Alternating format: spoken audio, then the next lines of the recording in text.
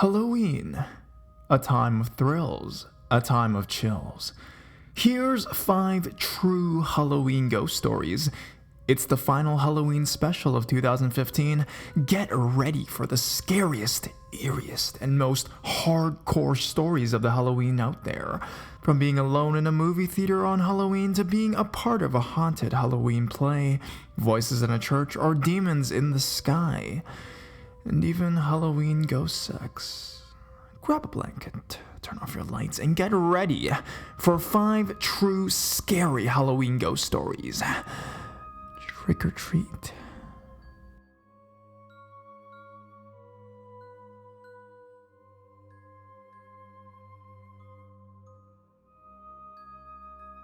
Haunted theater in Utah. My story of an encounter with the supernatural happened when I was 17.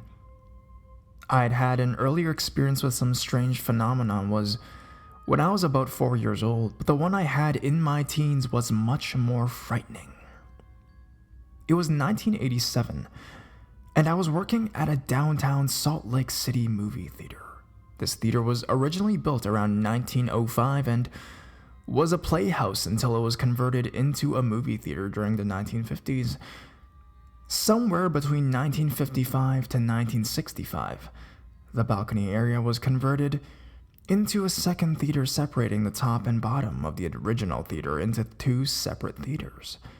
At the time, we used to play a lot of artsy type films. Then around the holiday seasons like Halloween and Christmas, the theater would play those films that went with those seasons. Now that I have the background set, here's my story. I was working at this theater as an usher, cashier, and part-time projectionist.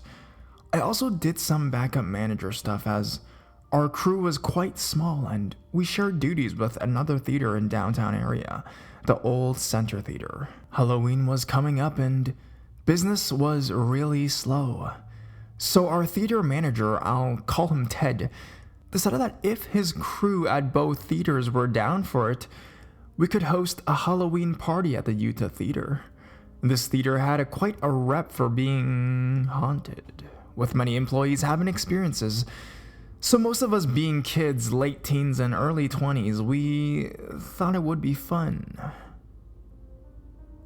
At the time, we were showing Return of the Living Dead Part 2 in one of the theaters, one of my favorite movies of all time, and the plan was we'd party, have a few drinks, then watch the movie, and finish the night with a big staff sleepover. Well, the party got started and I got pretty drunk.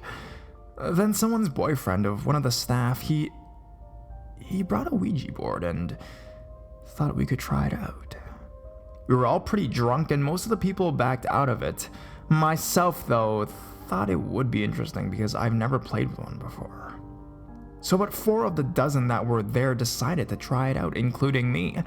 So we did. We asked the board if there were any spirits that had a message for us or wanted to talk to us. The first time I felt the pointer move by itself, it freaked me out. It then started answering our questions one by one. Then it would only answer mine. For some reason, it started to focus on me. So I asked who it was I was talking to. It gave an initial. It was a D or S. I don't really remember. I asked some other questions, and to make a long story short, it said it was a little girl around 10 or 12 years old and that she had died in that theater. So after about an hour of playing with this thing, the atmosphere began to change. People started to get really scared by now, and most people had stopped playing with the board except for me. I was playing it by myself. When the owner of the board saw what I was doing, he freaked out. He grabbed the board and said that, okay, he was done for the night. I was upset with him, but was getting tired and was ready to get some sleep. So I asked Ted, the manager, where we were going to bed down for the night. Well, apparently the Ouija board had freaked everybody out and everybody wanted to leave.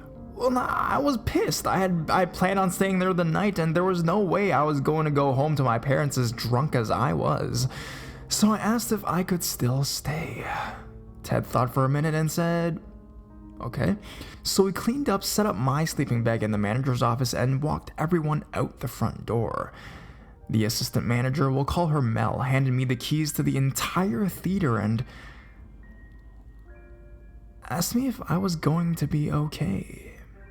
I said I'd be fine. She gave me a hug, let her out, and made sure everything was locked up tight and headed back down to the manager's office.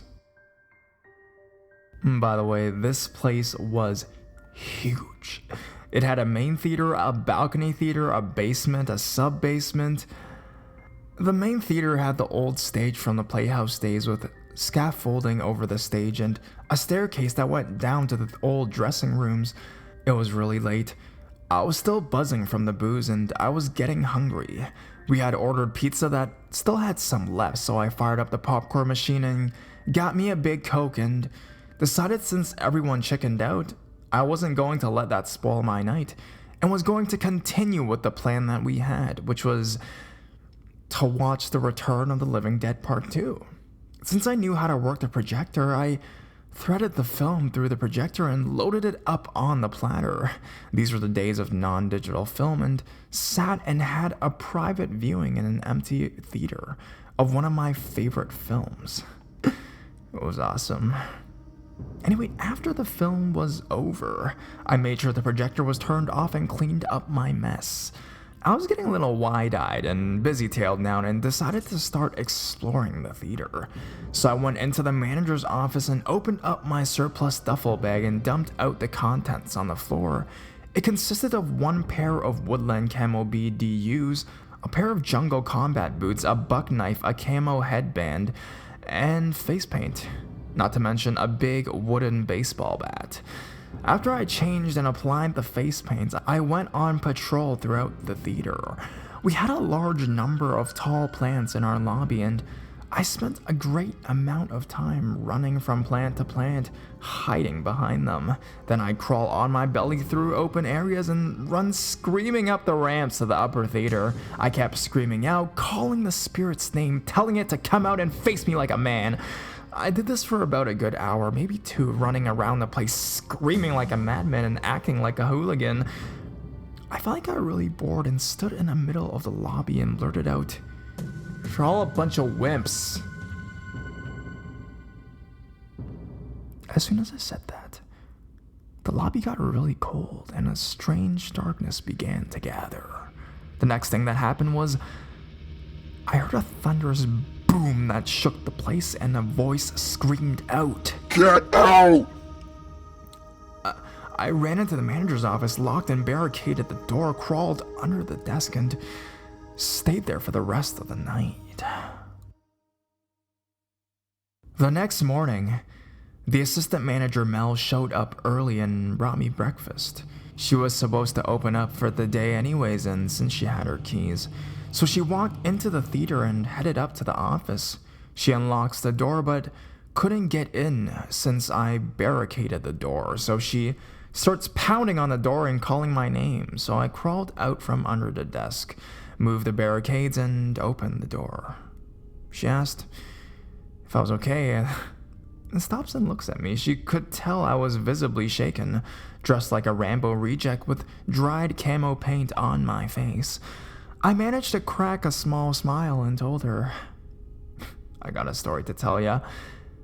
And that's my ghost story, at least one of them.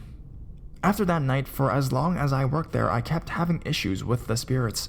One shoved me down a flight of stairs, another shoved me into the big popcorn maker. Then, while I was talking to another employee in the back food prep area behind the concession stand, a knife flew across the room and impaled into the wall right next to my head. I kept seeing a little girl in a polka dot dress. Others saw her too. Every time I saw it or someone else saw it, something would happen to me. I had a plastic cup that I used to drink Coke out of explode on me. Just all sorts of weird things. Later on in life, I reported this story to a Utah ghost hunter group and got no response. The theater was sold my last year of high school to a playhouse who wanted to turn it back into a theater for live plays. About 5 years later, it closed up. I can remember walking past the theater after it closed up, all boarded up. I always got a really creepy feeling something was looking back at me. One time, I was in my mid-20s, married and with children. My family and I were living in Provo at the time, and we took a trip into downtown Salt Lake with my wife's mom. They went shopping and I went off wandering. I walked past that old theater and noticed a small crack in the boards covering the old cashier booth. It was connected to the inside of the theater's very long hallway that went back to the lobby. I took a peek through the crack and could see all the way down the old hallway into the lobby. It wasn't very lit and it was pretty dirty inside. When I peered through the crack, something caught my eye. A dark shadow started to gather in the lobby and formed into a large oval shape. It was pitch black, but had substance to it and started to drift slowly down the hallway towards me. I got that really creepy but familiar feeling. I jumped back, not sure if what I saw was real, then peered again through the crack. It was getting closer. I didn't look again. I started to walk very fast away from that place and haven't been back since. I think it's gone now, that old theater. With all the construction they've done in that city, I don't really know, and to be truthful, I don't really care.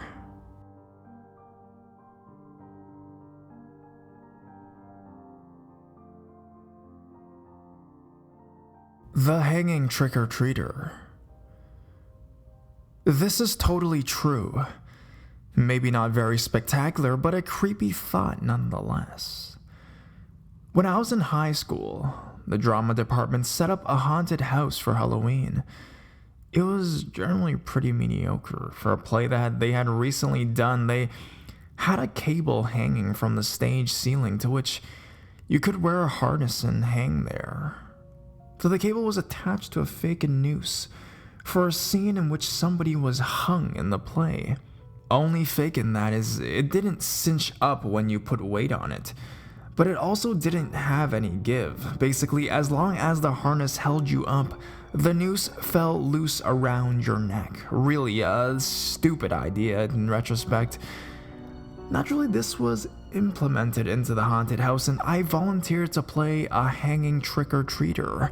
I wore a dinosaur outfit and a mask and held a bag of candy and pretended to be dead and hang there. At one point, I took a break as the harness was rotting up in no-no places, and while I was gone, some retards took the liberty of grabbing the noose and swinging around the stage from it.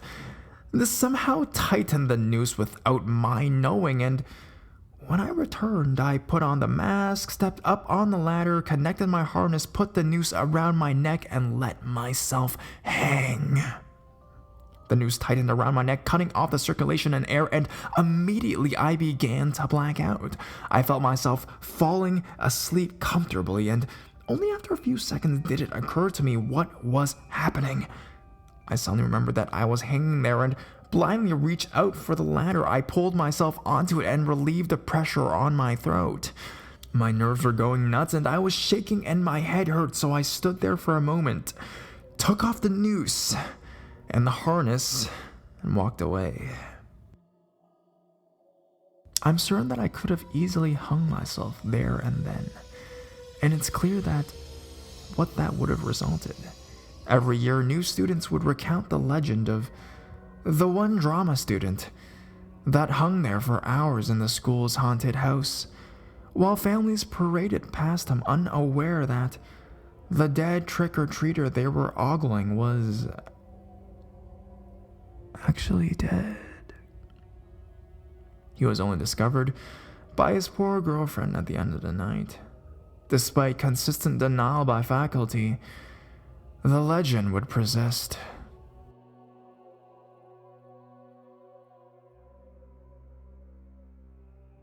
Activity in my 200-year-old church. Growing up, I've had several experiences. A majority of my experiences happened at my house, but my most recent experience was at my church. Just a little background on my church. It's over 200 years old. In the 1800s, it used to be an old schoolhouse. There isn't any known deaths that happened at the church, but there is a cemetery right next to the church. On Halloween night, my youth group was having a scary movie night, and a lock-in. My friend Chase, my brother's girlfriend Devana, and I were in the youth room watching Pet Sematary.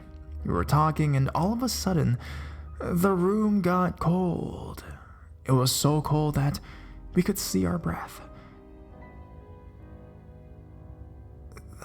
Then the movie paused. We all got up and started looking for the DVD player's remote. I found the remote on the other side of the room. I was about to grab the remote when the movie went straight to menu. I looked at Chase and Devana and told them that I didn't touch the remote. As soon as those words left my mouth, we heard a very deep voice say, "We found you." I felt 3 fingers touch my right shoulder blade. I screamed.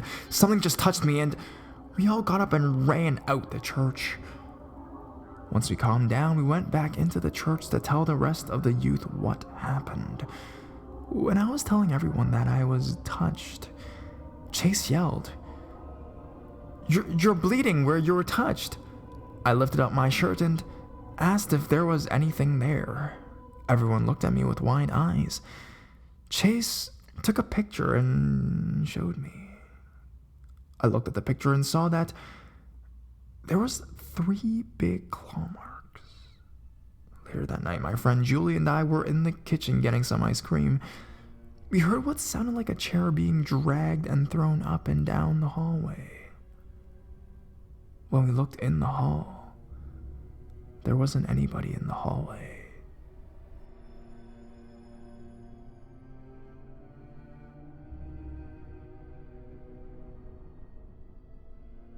Demon in the sky. On October 31st, 2004, on Halloween, me and my friends Josh, Ryan, and Jacob decided to go out at midnight to play the Ouija board on an upside-down pentagram. So late that night, we all snuck out and met up at the park entrance. It was a full moon out, so we didn't need candles or anything. We sat the board on top of the pentagram, and in less than a second, without any of us asking it anything, it spelled out, "I can see you." Just as stupid as we were, we would make fun of him, calling him names, provoking him, things like that. It continued on. "I can see you, I can see you, I can see you, I can see you, I can see you." Then all of a sudden it stopped. We went kind of slow and the Ouija board spelled out, "Stand up and look at me." So taking this as a joke to scare us, we stood up to take a look. When we did, not too far in the distance stood a kind of a tall man in the shadows, but you could still make him out. Not like any ghost I've ever seen, but I yelled, "Hello, hello!" but got no answer. Then he was gone. Faster than I can blink my eyes. Right after that, we all started to try and apologize. It was no use. We had messed around with something we didn't know. Now it was his turn. This demon was now spelling out, "Look up." When we did, the moon blacked out for a split second as if something just flew over it. We were flipping out, Josh and Jacob screaming, "What the fuck?" I grabbed my Ouija board and I was like, "Let's get the hell out of here."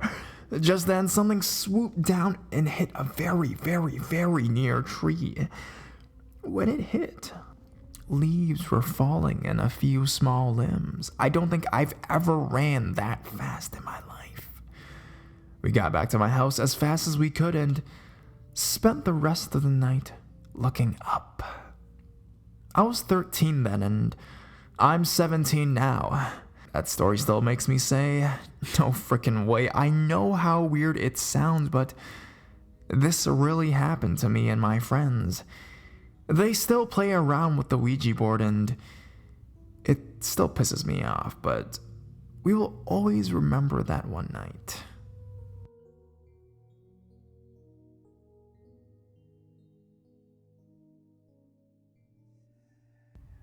I think I might have an incubus living in my house. This is not a fake story. I need help because I have no one else to turn to, and I found this site and looked at other people's stories and seen other people can leave comments and help them. Even if I did want to post a fake story, I wouldn't even bother wasting my time because I've got better things to do. So please just read my story and please help and tell me what you think this is. Okay, so this all started out when I moved into a new house, and it was in a trailer park. I was getting tired of the place where I lived and decided it was cheaper here, and it was a small, nice house. This was around Halloween of last year, so everything was going good in my new house, and I loved it. But I think it was the day of Halloween, or close to the day of Halloween, that I had my first experience. I was lying down in my bed on my stomach, and all of a sudden I felt something touch my leg. Then I felt like it was on top of me. Then it started to feel good, down there. Then it felt like something was going inside me. It lasted for a few minutes, and then it stopped. I was confused and scared and turned on the lights. Nothing was there. Then I had a few more experiences and the same thing happened. I was playing Halo when it happened, and it started feeling good down there, like really good. It stopped after a few minutes and I was really confused. It happened a few other times and the exact same thing happened. Now it's almost every night when I go to sleep, I will feel like something is behind me, and it seems like it uses the blanket to do it. The blanket sometimes, and in some spots it feels hard and I don't know what it is. And I think it has been having sex with me. I know it might sound crazy, but I have seen other people's stories about incubuses and they're like mine. But when it has sex with me, it lasts for a while, and now I lay on my back and stomach when it stops. One time I was laying on my back and trying to go to sleep when it felt like someone was trying to move my legs, and the blankets got hard, and then it felt like I couldn't move at all. I tried to move, but I couldn't. Then again, it started feeling good down there. This happens a lot too, and almost every night I feel like something is putting their arm around me and holding me. And sometimes my neck will feel good. One time I asked a question and I said, "Are you an incubus?" And I heard, "Yes." I was shocked because this happened. I heard that a couple of years ago, the guy that lived next door shot himself. I think he was like in his 30s or so. I know this may sound weird, but I need answers because this has gone on too long and I want answers.